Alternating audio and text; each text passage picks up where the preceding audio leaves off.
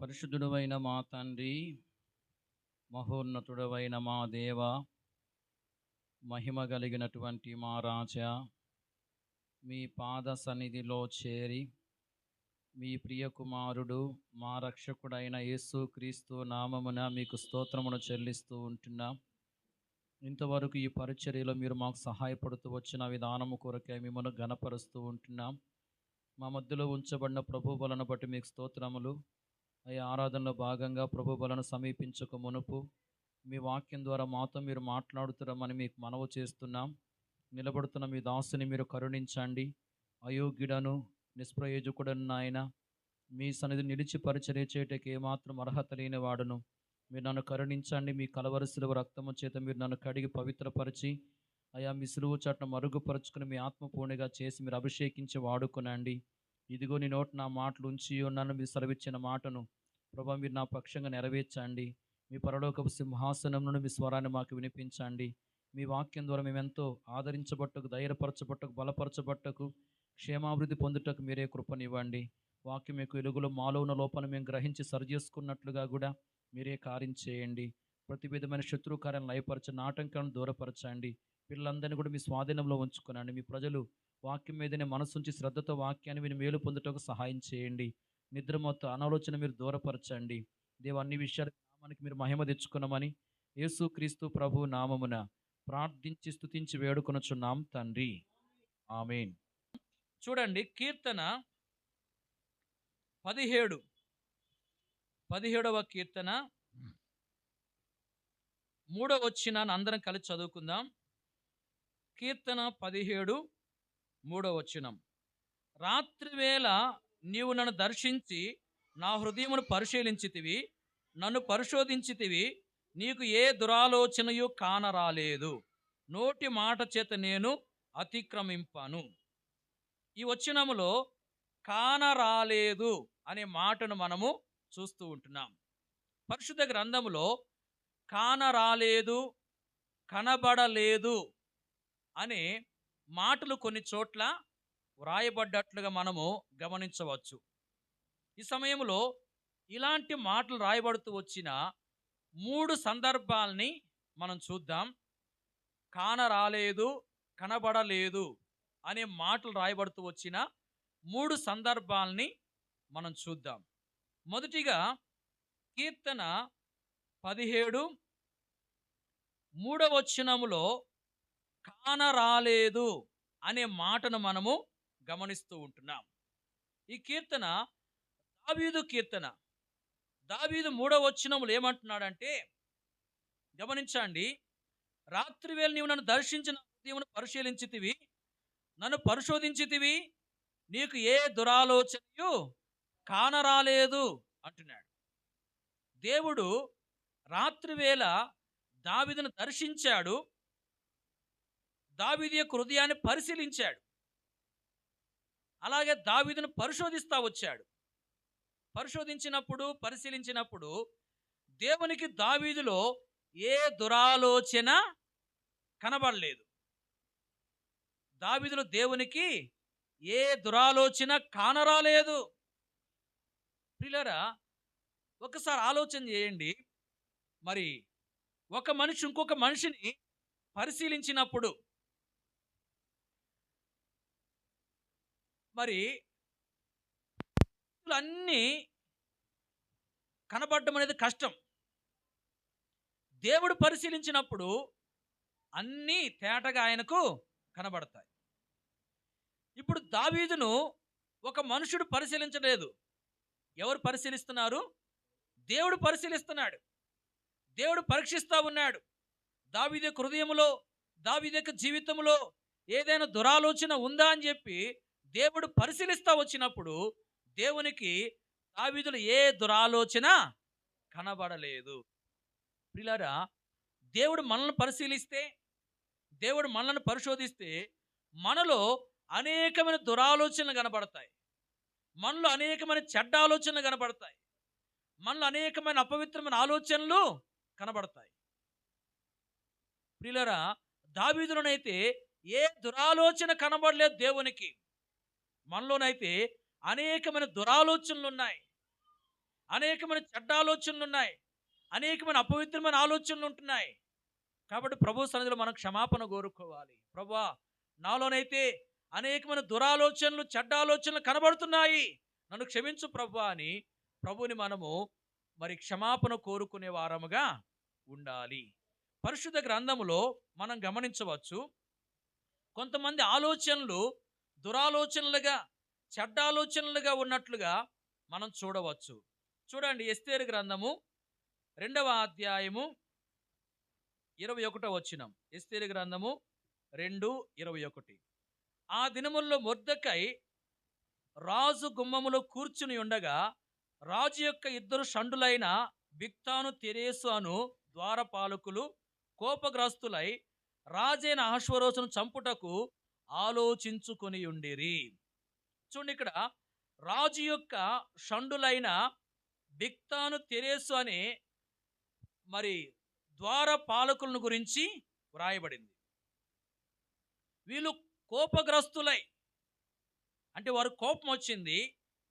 కోపం వచ్చినప్పుడు వారు ఏమని ఆలోచన చేసుకుంటూ వచ్చారంటే, రాజైన అహష్వేరోషును చంపాలని చెప్పి ఆలోచన చేసుకుంటూ వచ్చారు.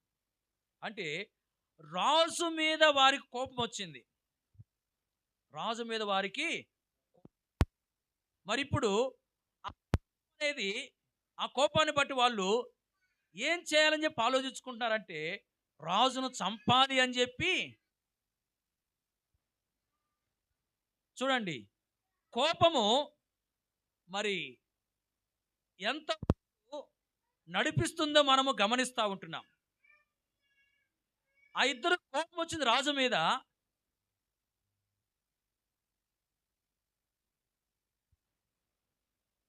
పరిస్థితులన్నిటినీ వాళ్ళు మరి సఖపరుచుకుని ఉండాలి. కానీ ఆ కోపాన్ని అలాగే కలిగి కొనసాగుతూ వచ్చారు. ఇక ఎంతవరకు దారి తీసిందంటే, రాజుని చంపాలి అనే ఆలోచనల్ని వాళ్ళకి తీసుకొచ్చింది. చూడండి, మరి ఆ విధంగా రాజును చంపాలని చెప్పి వారు ఒక చెడ్డ ఆలోచన కలిగిన వారుగా ఉన్నారు, ఒక దురాలోచన కలిగిన వారుగా ఉన్నారు. వారు అలాంటి ఆలోచనలు కలిగి ఉన్నారని చెప్పి మొర్దెకైకి తెలిసింది. మొర్దెకై ఏం చేశాడంటే, వారిని గురించి ఎస్తేరుతో చెప్పాడు. ఎస్తేరు రాజునకు తెలియజేసింది. ఇది నిజమా కాదా అని రాజు విచారణ చేయించాడు. అది నిజమని తేలింది. వారిద్దరు ఏం చేయబడ్డారంటే చంపబడతా వచ్చారు. చూడండి, మరి వారు కోపం కలిగినప్పుడు ఆ కోపాన్ని విడిచిపెట్టలేదు. ఇప్పుడు రాజును చంపాలి అని చెప్పి, రాజును చంపాలి అని వారు ఆలోచన చేసిన వారుగా ఉన్నారు. దాని ద్వారా వారికి నష్టం జరుగుతూ వచ్చింది. ప్రియులారా, గమనించండి, వారిలోనికి చెడ్డ ఆలోచన ప్రవేశించింది. చెడ్డ ఆలోచన ప్రవేశించడానికి మరి అసలు కారణం ఏంటి అంటే, వారికి కలిగిన కోపం. ఏం కలిగింది? మొదట కోపము, ఆ తర్వాత రాజును చంపాలని ఆ చెడ్డ ఆలోచన వాళ్ళలోకి వచ్చింది. ప్రియులారా, మన జీవితంలో మరి మనము కూడా కొన్నిసార్లు ఇతరుల మీద కోప్పడే వారం. వాక్యం ఏముంది? కోప్పడుడి గాని పాపము చేయకుడి అని ఉంది. గమనించండి, మన జీవితంలో కోపం అనేది సూర్యుడు అస్తమించేంత వరకు నిలిచి ఉండకూడదు. అంటే మనము కోపాన్ని అలాగే కలిగి మరి దినాల కొలది సాగిపోకూడదు. ఆ కోపాన్ని ఏం చేయాలంటే విడిచిపెట్టేసేయాలి. కోపం మానుము, ఆగ్రహము విడిచిపెట్టుమని చెప్పి వాక్యం రాయబడింది. ప్రియులారా, మనం కోపాన్ని మానాలి. లేదంటే ఏం జరుగుతుందంటే, ఆ కోపాన్ని బట్టి మరి చెడ్డ ఆలోచనలు, మరి అపవిత్రమైన ఆలోచనలు, లేక దురాలోచనలు మనలోకి వచ్చే అవకాశము ఉంది. దాని ద్వారా మనం ఎంతో నష్టపోయే ప్రమాదం ఉంది. కాబట్టి ప్రియులారా, మన జీవితంలో మరి అలాంటి దురాలోచనలు, చెడ్డ ఆలోచనలు రాకుండా మనం ఎంతో జాగ్రత్త పడాలి. వారిలో వచ్చినటువంటి ఆ యొక్క దురాలోచన, చెడ్డ ఆలోచనలను బట్టి వారెంతో నష్టపోతూ వచ్చారు. వారెంతో నష్టపోతూ వచ్చారు. చూడండి వాక్యంలో మత్తయి సువార్త 26వ అధ్యాయము 4వ వచనం. మత్తయి సువార్త 26:4. యేసును మాయోపాయం చేత పట్టుకుని చంపవలనని ఏకమై ఆలోచన చేసిరి. ఇక్కడ ప్రధాన యాజకులు ప్రజల పెద్దలను గురించి వ్రాయబడింది. వీళ్ళు యేసు ప్రభువుని మాయోపాయం చేత పట్టుకుని చంపాలని చెప్పి ఏం చేస్తా వచ్చారు? ఏకమై ఆలోచన చేస్తా వచ్చారు. అసలు వీళ్ళు యేసు ప్రభువును చంపాలి అని చెప్పి ఎందుకు ఆలోచన చేస్తా వచ్చారంటే మనం గమనించవచ్చు. 27వ అధ్యాయం 18వ వచనం రాయబడింది. మరి అక్కడ పిలాతు ఏమంటున్నాడంటే, అసూయ చేత యేసును వాళ్ళు అప్పగించారని చెప్పి ఎరిగిన వాడుగా ఉన్నాడు. పిలాతు ఏమి ఎరిగాడు? అసూయ చేత యేసును వాళ్ళు అప్పగించారని ఎరిగాడు. అంటే ఇక్కడ యేసు ప్రభు మీద మరి అసూయ అనేది వారిలోనికి వచ్చింది. యేసు ప్రభు మీద ఏం కలిగింది? వారికి అసూయ.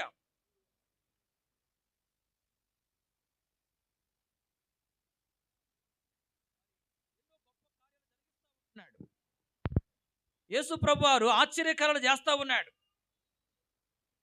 ఈ యొక్క మరి ప్రధాన యాజకులు ప్రజల పెద్దలకి యేసు ప్రభు మీద అసూయ కలిగింది. మనుషులందరూ మమ్మల్ని పట్టించుకోకుండా యేసు ప్రభు వెంట తిరుగుతున్నారు, యేసయ్యని వెంబడిస్తూ ఉన్నారు, లేదు ఘనత రావడం లేదు, అంతా యేసయ్యనే ఘనపరుస్తూ ఉన్నారని చెప్పి వీళ్ళు ఏం చేస్తూ ఉన్నారంటే యేసు ప్రభు మీద అసూయ కలిగిన వారుగా ఉన్నారు. ఈ అసూయను బట్టి వాళ్ళు ఇప్పుడు యేసయ్యను చంపాలని చెప్పి ఏం చేస్తూ ఉన్నారు? ఆలోచన చేసుకుంటా ఉన్నారు. చూడండి, మరి ఈ యొక్క ప్రధాన యాజకులు ప్రజల పెద్దలు యేసయ్యను చంపాలని చెప్పి ఆలోచన చేస్తున్నారంటే ఆలోచనలు ఎలాంటివి? చెడ్డ ఆలోచన, దురాలోచనగా ఉంటా ఉంది. చూడండి, వారిలో ఈ యొక్క దురాలోచనలు ఉన్నట్లుగా మనము గమనిస్తూ ఉంటున్నాం. ఈ దురాలోచన రావడానికి గల కారణం ఏంటంటే అసూయ. దేని బట్టి ఈ యొక్క దురాలోచన వచ్చింది?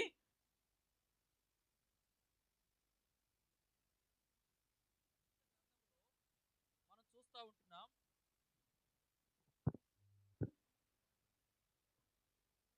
మరి ఆ షండులుగా ఉన్న ఆ ఇద్దరు వ్యక్తులు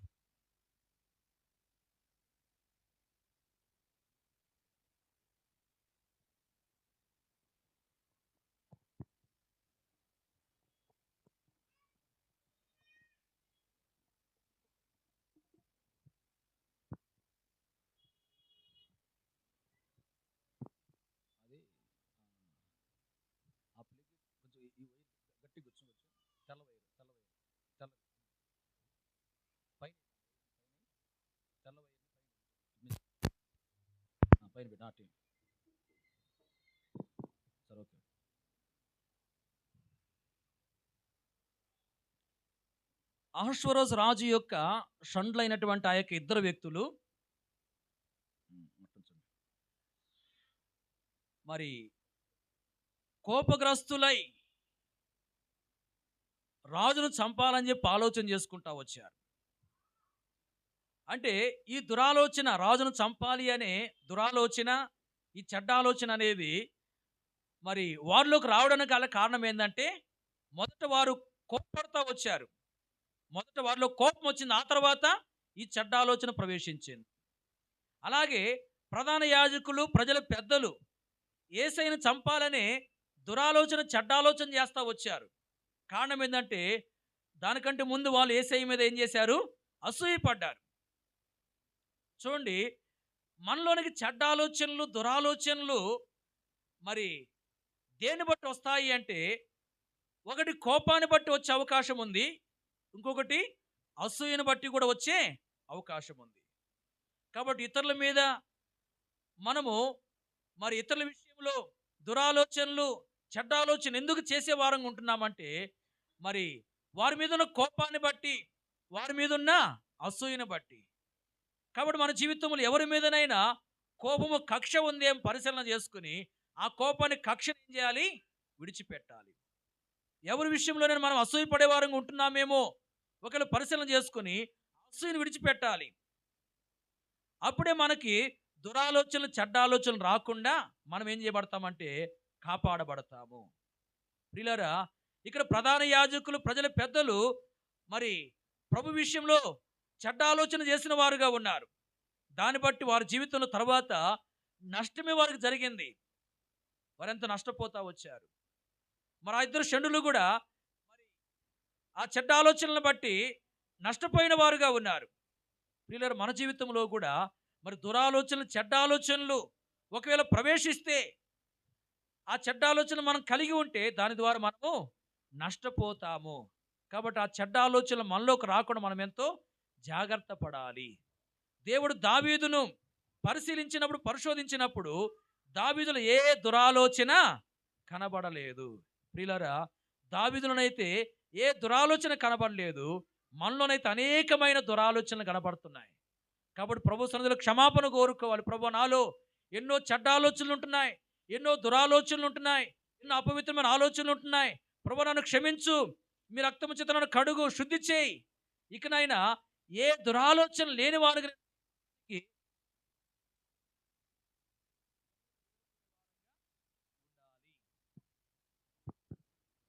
ఆ విధంగా ప్రభువుని మనము ప్రార్థించే వారంగా ఉండాలి. రెండో విషయాన్ని మనం చూద్దాం. చూడండి, పరిశుద్ధ గ్రంథంలో నుండి పేతురు రాసిన మొదటి పత్రిక 2వ అధ్యాయము 22వ వచనం. పేతురు రాసిన మొదటి పత్రిక 2వ అధ్యాయము 22వ వచనం.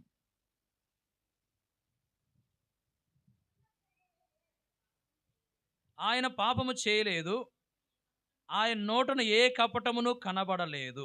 చాలు. ఈ వచనములో కనబడలేదు అనే మాటను మనము గమనిస్తూ ఉంటున్నాం. ఏ మాట ఉంది ఇక్కడ? కనబడలేదు అనే మాట ఉంది. ఇక్కడ యేసు ప్రభుని గురించి రాయబడిన మాటను మనం చూస్తున్నాం.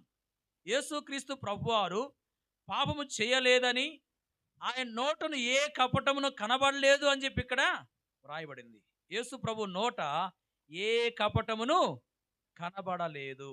యేసు ప్రభు నోట ఏ కపటమును కనబడలేదు. ప్రియులారా, గమనించండి, యేసు ప్రభువును చూసినప్పుడు, యేసు ప్రభువును గమనించినప్పుడు యేసు ప్రభు యొక్క నోట ఏ కపటమును కనబడలేదు.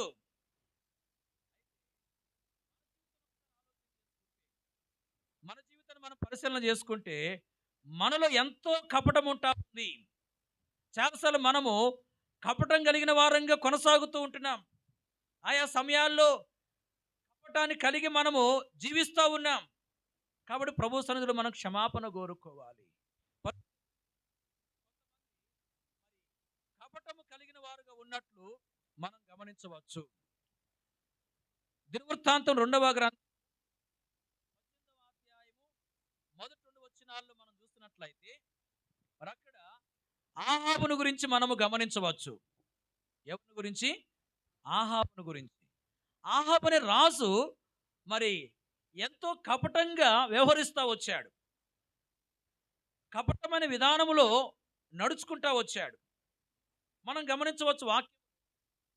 మరి యెహోషాపాతు రాజు ఆహాబుతో వియ్యమొందినట్లుగా పరిశుద్ధ గ్రంథములో వ్రాయబడింది. ఆహాబేమో ఇశ్రాయేలు వారికి రాజు, అంటే 10 గోత్రాలకు రాజు. యెహోషాపాతు రాజేమో యోధా వారికి రాజు, అంటే 2 గోత్రాలకి రాజు. చూడండి, ఆహాబు రాజు చెడ్డరాజు, యెహోషాపాతు ఏమో కొంతవరకు మంచి రాజుగా ఉన్నాడు. యెహోషాపాతు రాజు ఏం చేశాడంటే ఆహాబుతో వియ్యమొందాడు. అంటే ఆహాబు కుమార్తెను మరి తన కోడలుగా చేసుకుంటా వచ్చాడు. తన కుమారునికి మరి ఆహాబు కుమార్తె నుంచి పెళ్లి చేస్తా వచ్చాడు. ఇలాగున మరి యెహోషాపాతు రాజు ఆహాబుతో వియ్యమొందాడు. ఆ విధంగా కొన్ని దినాలు గడిచిన తర్వాత యెహోషాపాతు రాజు ఏం చేశాడంటే మరి తన బంధువైన ఆహాబు దగ్గరికి వెళ్ళాడు. వెళ్ళినప్పుడు ఆహాబు ఏం చేశాడంటే యెహోషాపాతు రాజుకి అతనితో వచ్చిన వారందరికీ మంచి భోజనం సిద్ధపరిచి భోజనం పెట్టాడు. ఆ విధంగా భోజనం సిద్ధపరిచి భోజనం పెట్టాడు అంటే మరి యెహోషాపాతు రాజు మీద, అతనితో వచ్చినటువంటి వారి మీద ఆహాబుకి ఎంతో ప్రేమ ఉన్నట్లుగా కనబడతా ఉంది. అది చూస్తా ఉంటే ఆహాబుకి యెహోషాపాతు రాజు మీద ఎంతో ప్రేమ ఉన్నట్లుగా కనబడతా ఉంది. కానీ ఈ ప్రేమ అనేది మరి సరైన ప్రేమ కాదు, కపటముతో కూడిన ప్రేమ. ఎందుకు ఆ విధంగా అంత ప్రేమ చూపిస్తా వచ్చాడంటే తన స్వార్థం కొరకు. దేని కొరకు? స్వార్థం కొరకు. యెహోషాపాతు రాజుని, అతని యొక్క సైనికుల్ని తనతో పాటు సిరియా సైన్యం మీదకి యుద్ధానికి తీసుకెళ్లాలనే ఉద్దేశంతో ఆ విధంగా చేశాడు. ఆ విధంగా మంచిగా భోజనం పెట్టి ఇప్పుడు ఏమంటున్నా అంటే, నేను రామోత్ గిలాదు మీదకి యుద్ధానికి వెళ్తున్నాను, నీవు నాతో కూడా వస్తావా అని చెప్పి యెహోషాపాతు అడిగాడు. యెహోషాపాతు రాజు ఏమన్నాడు? నేను నీ వాడనే, నా జనులు నీ జనులే, నేను వస్తానని చెప్తా వచ్చాడు. చూడండి, మరి ఆ విధంగా దేవుడు వెళ్ళొద్దని చెప్పినా కూడా యుద్ధానికి వెళ్ళారు వాళ్ళు. వెళ్ళినప్పుడు యెహోషాపాతు రాజుకి ఆపద వచ్చింది. దేవునికి మొరపెట్టుకుంటే దేవుడు సహాయం చేశాడు. మరి కపటపు విధానాన్ని ఉపయోగిస్తూ వచ్చిన ఆహాబుకి ఆపద వచ్చింది. ఎలా ఆపద వచ్చిందంటే, ఒక వ్యక్తి ఏం చేశాడంటే గురి చూడకుండానే మరి ఒక ఆయుధాన్ని వేసాడు. అది వచ్చి ఆహాబు రాజుకు తగిలింది. అతనికి గాయమయ్యి ఆ తర్వాత ఏమయ్యాడు? అతడు చనిపోతా వచ్చాడు. చూడండి, ఇక్కడ మరి ఆహాబు రాజు కపటపు ప్రేమను చూపిన వాడుగా ఉన్నాడు. ఆహాబు రాజు చూపినటువంటి ప్రేమ ఎలాంటిది? కపటంతో కూడినది. కపటపు విధానం కలిగినటువంటి వ్యక్తి ఏమయ్యాడు? చివరికంటే నష్టపోయాడు, తన ప్రాణం పోగొట్టుకున్నాడు. ప్రియులారా గమనించండి, కపటం అనేది మనలో ఉంటే దాని ద్వారా మనకేముంటుంది? నష్టం ఉంటుంది. అలాగే పరిశుద్ధ గ్రంథములో సమూయేలు 2వ గ్రంథం 11వ అధ్యాయంలో మనం గమనించినట్లయితే అక్కడ దావీదును గురించి రాయబడింది. దావీదు కపటపు ప్రేమను చూపినట్లుగా మనం చూడవచ్చు.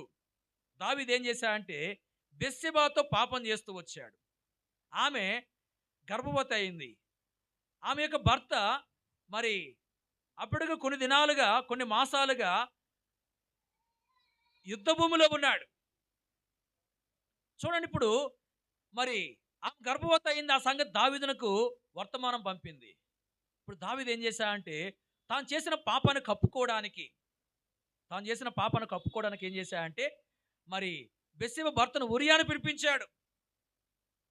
యుద్ధ భూమిలో నుంచి ఉరియాను ఇంటికి పిలిపించి మరి అతనికి ఏం చెప్పాడంటే, అతను వచ్చిన తర్వాత నీవు ఇంటికెళ్ళి మరి విశ్రాంతి తీసుకో, బాగా అలసిపోయావు కదా యుద్ధం చేసి, విశ్రాంతి తీసుకో అని చెప్పి ఇంటికి పంపించాడు. అతని వెనకే పలహారం పంపించాడు. కానీ ఆ వ్యక్తి ఇంటికి వెళ్లకుండా రాజు సేవకుల మధ్యలోనే పండుకున్నాడు. ఆ సంగతి తెలిసింది దావీదుకి. ఆ తర్వాత ఏం చేశాడంటే ఆ ఉరియాను పిలిపించి మంచిగా భోజనం పెట్టేసి బాగా ఆ వ్యక్తిని మత్తునిగా చేశాడు.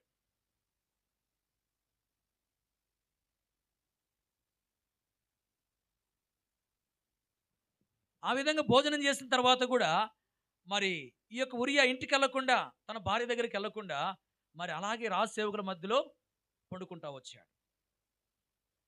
చూడండి, దావీదు అడిగాడు, ఎందుకు బాగా అలసిపోయి వచ్చావు కదా, ఇంటికి ఎందుకు వెళ్ళలేదు అని చెప్పి అడిగినప్పుడు ఏం చెప్తా వచ్చాయంటే, మరి నా యజమానుడు యోవాబు యుద్ధ భూమిలో ఉన్నాడు, గుడారంలో ఉంటున్నాడు. ఇశ్రాయేలు అందరూ గుడారములు నివాసం చేస్తున్నారు. వారందరూ కష్టములో ఉండగా నేను నా ఇంటికి పోయి నా భార్యతో ఉండి సుఖపడేదా? నేను అలాగ చేసేవాడిని కాను అని చెప్పి అంటా వచ్చి.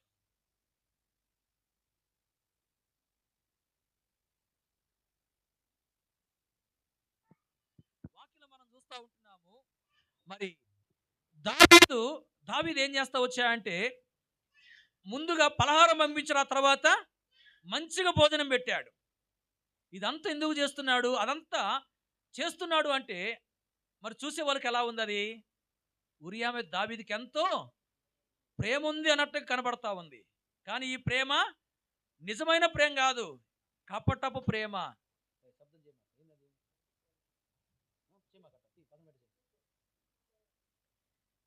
గమనించండి, ఈ ప్రేమ కపటపు ప్రేమ. ఎందుకు ఆ విధంగా ప్రేమ చూపిస్తున్నాడంటే తాను చేసినటువంటి తప్పుని, తాను చేసిన పాపాన్ని కప్పుకోవడానికి, అంటే తన స్వార్థం కొరకు. తాను ఆ విధంగా వ్యవహరిస్తా వచ్చాడు. గమనించండి. ఆ విధంగా తాను మరి కపటపు విధానం కలిగిన వాడుగా ఉన్నాడు దావీదు. కపట విధానం కలిగిన వాడుగా ఉన్నాడు.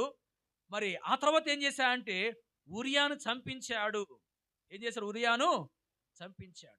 ఈ విధంగా తాను చేసిన పాపాన్ని బట్టి ఆ తర్వాత మనం చూస్తే దావీదు ఎంత అవమానం పొందుతా వచ్చాడు.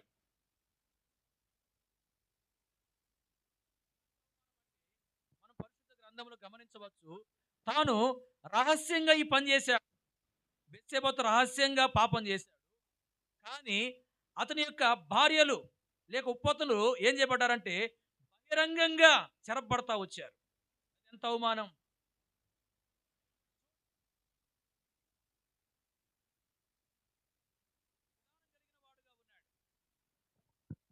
దావీదు కపట విధానం కలిగిన వాడుగా ఉన్నాడు. మరి దావీదు ఎన్నో మంచి లక్షణాలు కలిగిన వాడు. మంచి లక్షణాలు కలిగిన వాడు కదా అని దేవుడు మరి ఆ వ్యక్తి తప్పు చేసినప్పుడు కపట విధానం కలిగి జీవిస్తా వచ్చినప్పుడు దేవుడు అతను ఏం చేయలేదు? వదిలిపెట్టలేదు. అతను ఏం చేశాడు?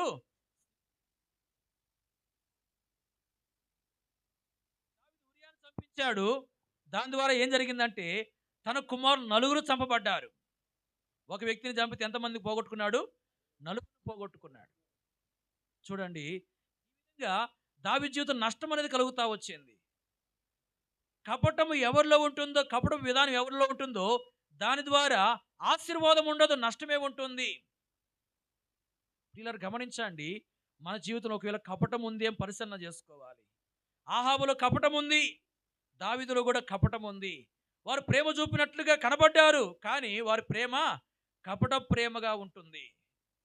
దాని ద్వారా వారు ఎంతో నష్టపోతా వచ్చారు. ప్రియులారా మనలో కపటం ఉండకూడదు. మనము నిష్కపటం కలిగి ఈ లోకంలో జీవించాలి. నిష్కపటంగా మరి ప్రభు కొరకు ఉండాలి. మన ప్రభువు మరి ఏ కపటం లేనివాడు. మన ప్రభువులో ఏ కపటం కనబడలేదు. మనలో కూడా ఏ కపటము కనబడకూడదు. అలాగే మనం కపటము లేని వారుగా ప్రభు కొరకు జీవించాలి. ఇంతవరకు ఎక్కడైతే మనము కపటము కలిగి జీవిస్తా వచ్చామో ప్రభు సన్నిధిలో క్షమాపణ కోరుకుని ఇకనైనా ఆ కపటపు విధానాన్ని విడిచిపెట్టి ప్రభు కొరకై మంచిగా ఆయన జీవించే వారంగా ఉండాలి. మూడో విషయాన్ని మనం చూద్దాం. చూడండి, రాజుల 2వ గ్రంథము చివరికి ఇంకొక మాట మనం చూద్దాం. రాజుల 2వ గ్రంథము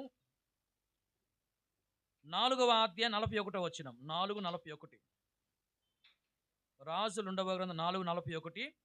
అతడు పిండి కొంత తెమ్మనెను. వారు తేగ కుండలో దాన్ని వేసి జనులు భోజనం చేయుటకు వడ్డించుడని చెప్పెను.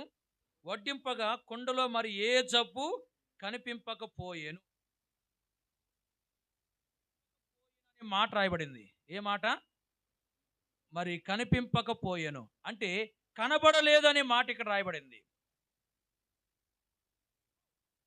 కనబడలేదు. కుండలో ఏ జబ్బు కనబడలేదు. ఈ సందర్భం ఏంటంటే మరి వచ్చినప్పుడు ఆ దేశంలో క్షామం ఉంది. ఎలీషా గిల్గాలం తిరిగి వచ్చినప్పుడు ఆ దేశంలో ఏముంది? క్షామం ఉంది, కరువు ఉంది. ప్రవక్తల శిష్యులు అతని సమక్షమందు కూర్చునున్నారు. పెద్ద కుండ పొయ్యి మీద పెట్టి కూర వంట చేయమని చెప్తా వచ్చాడు. గమనించండి, మరి ఆ విధంగా పనివానికి ఎలీషా చెప్పినప్పుడు మరి ఒకడేం చేశాడంటే కూరాకులు పొలంలోకి వెళ్ళాడు. పొలంలోకి వెళ్ళి వెరి ద్రాక్ష చెట్టు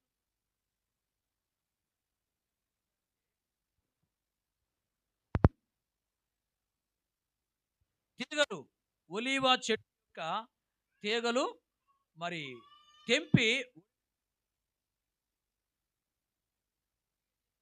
కుండలో వేశాడు. వాడు సరిగా ఏం చేశాడు? కుండలో వేశాడు. కొంచెం గట్టి గుచ్చాను. వైట్ వైట్ కలర్ గుచ్చాలి. వైరు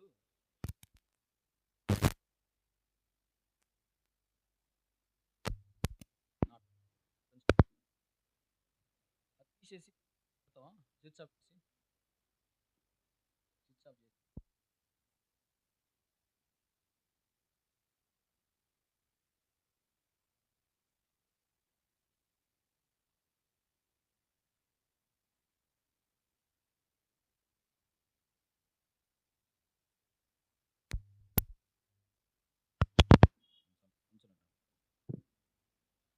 గమనించండి. మరి వాటిని తరిగి కూరకుండలో వేసినప్పుడు తినడానికి వడ్డించారు. వడ్డించినప్పుడు మరి ప్రవక్తలు శిష్యులు రుచి చూచి దైవజనుడు కుండలో విషం ఉందని చెప్పి కేకలేస్తా వచ్చారు.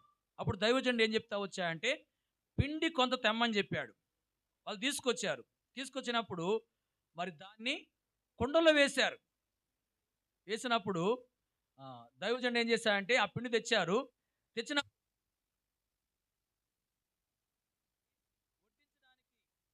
వడ్డించమని సెలవిస్తా వచ్చాడు. మరి వడ్డించినప్పుడు కుండలో మరి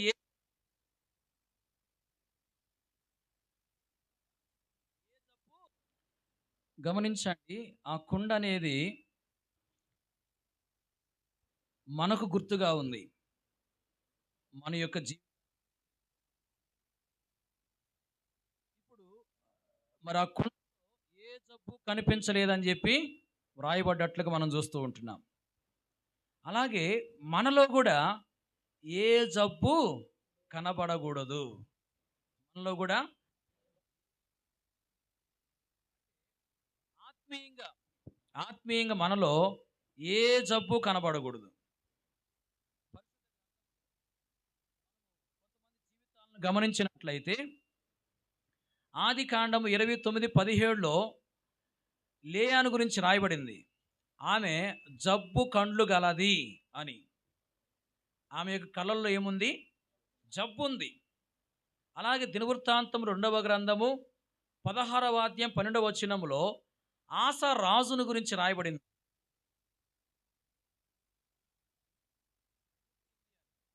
అతని పాదాల్లో ఏముంది? జబ్బు ఉంది. చూడండి, లేయా కండ్లకు జబ్బు ఉన్నట్లుగా మనం చూస్తున్నాం. లేయా కండ్లలో జబ్బు ఉంది. ఆసా రాజు యొక్క పాదాల్లో ఏముంది? జబ్బు ఉంది. గమనించండి, కళ్ళల్లో జబ్బు ఉంది అంటే దీన్ని ఎలాగూ మనము అర్థం చేసుకోవాలంటే ఆత్మీయంగా మనము మరి దీన్ని పరిశీలన చేయాలి. ఒక వ్యక్తి యొక్క కళ్ళల్లో జబ్బు ఉంది అంటే మరి ఎవరైతే వారి కళ్ళతో చూడకూడని వాటిని చూడవలసిన వాటిని చూడకుండా ఉంటున్నారో, చూడకూడని వాటిని చూస్తూ చూడవలసిన వాటిని చూడకుండా ఉండడం, ఇలాంటి స్థితి ఎవరిలో ఉంటుందో వారి కళ్ళల్లో ఏముంది? ఆత్మీయంగా జబ్బు ఉన్నట్లు. అలాగే తో వెళ్ళవలసిన స్థలాలకు వెళ్ళకుండా వెళ్ళకూడని స్థలానికి వెళ్ళేవారు ఎవరైతే ఉంటున్నారో ఆత్మీయంగా వారి పాదాలు ఏం కలిగి ఉన్నారు? జబ్బు కలిగి ఉన్నారు. అలాగే కొంతమందికి చెవులకు జబ్బు ఉండొచ్చు. అంటే వారు తమ చెవులతో వినకూడని వాటిని వింటూ వినవలసిన వాటిని వినకుండా ఉండడం, వినకూడని వాటిని వినేవారుగాను, మరి వినవలసిన వాటిని వినకుండా ఎవరైతే ఉంటున్నారో వారి చెవులకు ఏమున్నట్లు? జబ్బు ఉన్నట్లు. అలాగే నోటితో మాట్లాడకూడని వాటిని మాట్లాడుతూ మాట్లాడవలసిన వాటిని మాట్లాడుకుని ఎవరైతే ఉంటున్నారో వారు తమ నోటికి ఏం కలిగి ఉన్నారు? జబ్బు కలిగి ఉన్నారు. పిల్లలు ఒక్కసారి ఆలోచన చేయండి మన జీవితాన్ని. మరి మన జీవితంలో మరి ఎన్ని పర్యాయములు చూడకూడని వాటిని చూస్తూ చూడవలసిన వాటిని చూడకుండా ఉంటున్నాం. అలాగే వెళ్ళవలసిన స్థలాలకి వెళ్ళకూడని స్థలానికి ఎన్నిసార్లు మనం వెళ్తా వచ్చాం. అలాగే వినకూడని వాటిని వింటూ వినవలసిన వాటిని వినకుండా ఎన్ని పర్యాలు మనం ఉంటా వచ్చాం. అలాగే మాట్లాడకూడని వాటిని మాట్లాడుతూ మాట్లాడవలసిన వాటిని మాట్లాడకుండా ఉండడం ఎన్నిసార్లు ఉంటా వచ్చింది మన జీవితంలో. మరి గమనించండి, మరి మన కళల్లో కూడా ఏమున్నట్లు? ఆత్మీయంగా జబ్బు ఉన్నట్లు. మన పాదాల్లో కూడా ఆత్మీయంగా జబ్బు ఉన్నట్లు, చెవులకు కూడా ఆత్మీయంగా జబ్బు ఉన్నట్లే, మన నోట్లో కూడా ఆత్మీయంగా జబ్బు ఉన్నట్లే. పిల్లరా, మరి ఈ విధంగా జబ్బు అనేది ఉండకూడదు. జబ్బు కనబడకుండా తొలగిపోవాలి. ఎలా తొలగిపోతుంది? ఆ కుండలో ఉన్న జబ్బు ఎలా తొలగిపోయింది? పిండి వేయటం ద్వారా. ఆ పిండి ఎవరు అంటే ప్రభు అయిన యేసుక్రీస్తు. అంటే యేసుక్రీస్తు ప్రభుని మనం ఆహ్వానించినప్పుడు, ప్రభువా నాలోనికి వచ్చి నాలో ఉన్న ఈ జబ్బును తొలగించు అని చెప్పి ప్రభుని ఆహ్వానించినప్పుడు, మన కళ్ళల్లో ఉన్న జబ్బు, మన పాదాల్లో ఉన్న జబ్బు, మన చెవులకున్న జబ్బు, నోటికున్న జబ్బు, ఇంకెక్కడైతే జబ్బు ఉందో ఆత్మీయంగా దానంతటి ప్రభు ఏం చేస్తాడు? తొలగిస్తాడు. మనం ప్రభుని ఆహ్వానించాలి. ప్రభువా నాలో మరి ఎంత, ఆ ప్రభుని ఏం చేయాలంటే వేడుకోవాలి. ఆ విధంగా ప్రభుని మనం వేడుకున్నప్పుడు ఆయన మనలోనికి వచ్చి ఏం చేస్తాడు? మనలో ఉన్న జబ్బును తొలగిస్తాడు. అప్పుడు మనలో ఏ జబ్బు కనబడకుండా ఉంటుంది. కనబడకూడదు, ఏ జబ్బు కనబడకూడదు. ఒకవేళ మనలో ఏమైనా తప్పుందేమో పరిశీలన చేసుకొని ప్రభు సన్నిధిలో ఏం చేయాలి? క్షమాపణ కోరుకోవాలి. వాక్యం మనం చూస్తా వచ్చే 3 సందర్భాలు.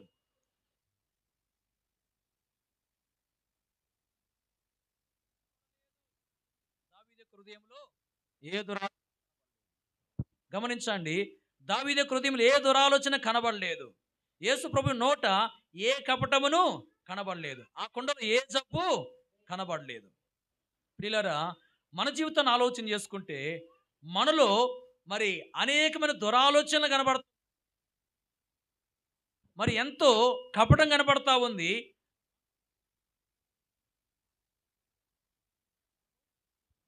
ప్రభు సన్నిధిలో క్షమాపణ కోరుకోవాలి.